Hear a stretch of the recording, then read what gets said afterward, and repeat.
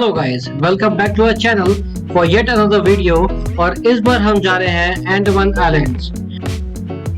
Andaman series का ये first episode है और इसमें फर्दर मैं आपको बताऊंगा अंडमान क्यों आना है, क्या क्या घूमना है, कोविड टेस्ट ले जाना है कि नहीं, फेरी कैसे करनी है और लोकल ट्रांसपोर्ट बाय कैब और एक्टिवा की व्यवस्था क्या रहती है।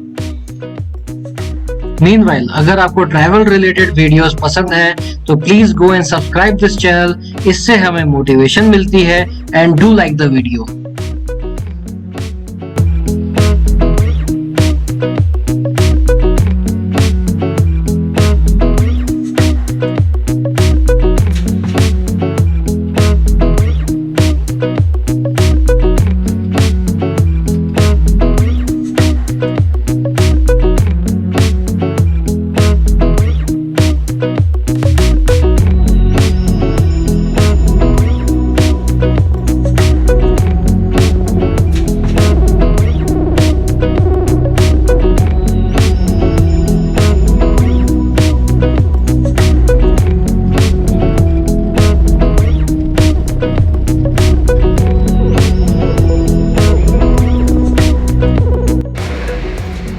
हाँ, तो हम फाइनली अंडमान निकोबार आ चुके हैं, पोर्ट ब्लेयर आ चुके हैं और ये 500 रुपये का चूना भी लग गया है मुझे, ये देखिए। तो क्या है कि आने के बाद आप तुरंत यहाँ पे एक कोविड टेस्ट होता है, ये रैपिड टेस्ट रहेगा। और रैपिड टेस्ट आप अगर करा के आ रहे हैं तो भी इनवैलिड है, आपको RT-PCR टेस्ट करा के आना पड़ेगा, जो कि 72 आवर्स के अंदर अंदर वो वैलिड रहना चाहिए, तब यहाँ पे एक्सेप्टेबल है। नहीं तो आपको इंस्टेंटली यहाँ पे एक रैपिड टेस्ट कराना है, जिसका 500 रुपये चार्ज है। बहुत भीड़ रहेगी। आप पोर्ट ब्लेयर से बाहर निकलने में मुझे करीबन 1-1.5 घंटा लग गया है, तो उस हिसाब से आप प्रिपेयर करके आइए। तो देखिए, बात ऐसी है कि हम निकले हैं 2 व्हीलर की खोज में। एयरपोर्ट से हम हॉलीडे होम तो आ गए थे अपने बैंक के गेस्ट हाउस में। बैंक के गेस्ट हाउस से अभी ये पता चल रहा है कि मैंने जो मक्रूज़ कराई थी अभी कोविड के चलते, वो अभी चालू ही नहीं हुई है। जो क्रूजेस हैवलॉक, नील और पोर्ट ब्लेयर को कनेक्ट करते हैं, ये सारे क्रूजेस अभी बंद चल रहे हैं, सिर्फ गवर्नमेंट फेरी चालू है। गवर्नमेंट फेरी के लिए मुझे DC ऑफिस जाना पड़ेगा, वहाँ पे अप्लाई करना पड़ेगा। ये थोड़ा सरकारी काम करना पड़ रहा है यहाँ पे। एनी हाउ, इस चीज़ के लिए मुझे 2 व्हीलर की ज़रूरत है।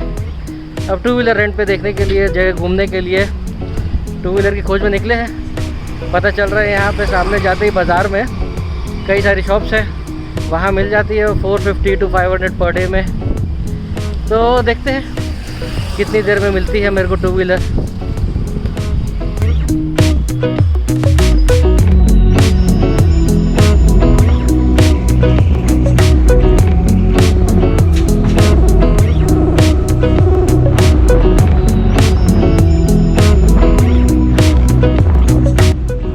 तो जनाब, हम DC ऑफिस में एप्लीकेशन दे के निकल चुके हैं अगले दिन की फेरी के लिए।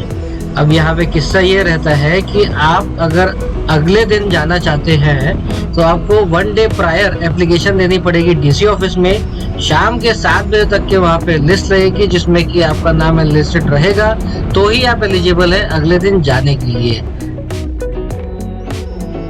सेकेंड मोस्ट इम्पोर्टेंट थिंग, अगर आप कोविड के दौरान यहाँ पे आ रहे हैं तो अपना कोविड टेस्ट बिल्कुल संभाल के रखें, चाहे वो एयरपोर्ट पे लिया गया हो या आप अपने होम टाउन से करा के लाए हो, क्योंकि आपको इंटर आइलैंड ट्रैवल करने के लिए भी कोविड नेगेटिव रिपोर्ट प्रोड्यूस करना पड़ेगा।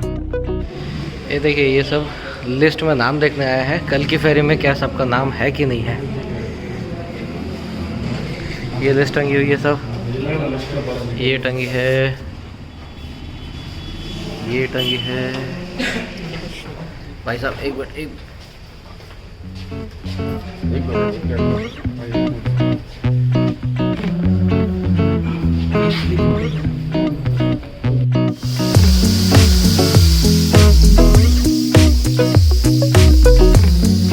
तो हम इस समय सेलुलर जेल का लाइट एंड साउंड शो देख के आ रहे हैं।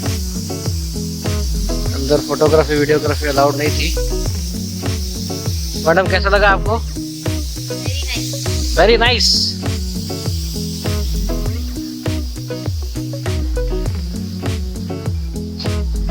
यहाँ पे स्वतंत्रता सेनानियों की याद में स्टैचूज भी लगाए गए हैं।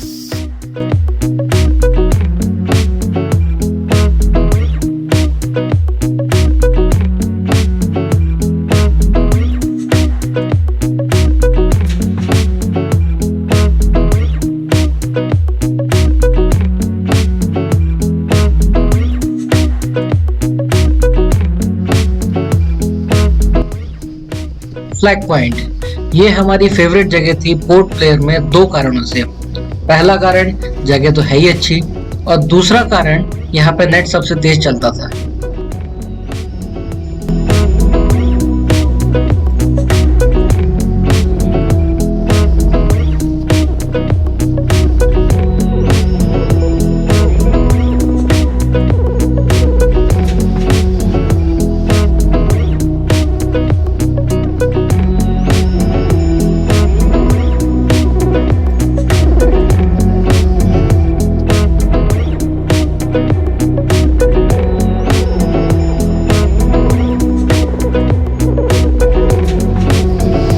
फ्लैग पॉइंट का ऐसा है मामला कि यहाँ पे फर्स्ट फ्लैग होस्टिंग हुई थी,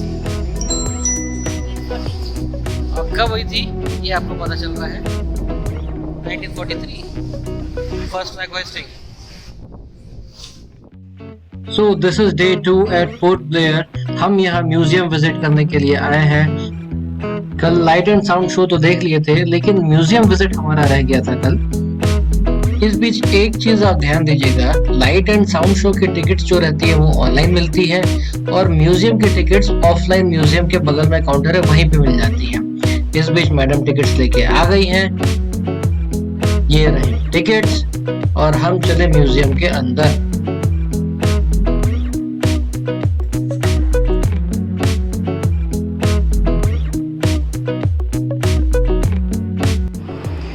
ये है जेल का मॉडल,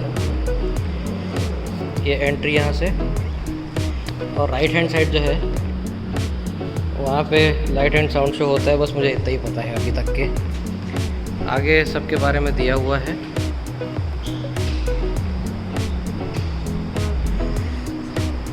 साथ में कैदियों की ड्रेसिंग क्या होती थी, यूनिफॉर्म, जेल के अंदर जो लॉक्स यूज होते थे ये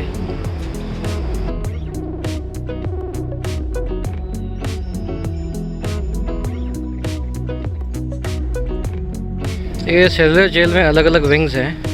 दिस इज़ वन विंग, एक उधर विंग है, और एक ये विंग जिसके ऊपर हम खड़े हुए हैं। लाइट एंड साउंड शो उस तरफ होता है, ये चेयर्स लाइन से लगी हुई है, यहाँ पे लाइट एंड साउंड शो होता है। और ये जो दिख रहा है ये हैंगिंग रूम है, यहाँ पे प्रिजनर्स को हैंग किया जाता था। और ये इसी विंग में जो लास्ट सेल है वो वीडी सावरकर का था। तो कहा जाता है कि मोस्ट ऑफ द टाइम उनको वहीं पे उसी सेल में रखा गया था, और इतना कन्फाइंड रखा था कि उनके जो भाई थे उनको खुद को बहुत बाद में पता चला कि वो भी इसी प्रिजन में लॉक्ड है।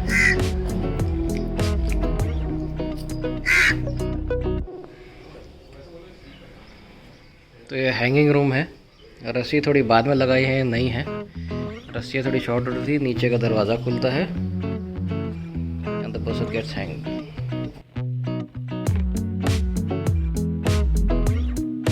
डेड बॉडीज यहाँ से कलेक्ट होती हैं।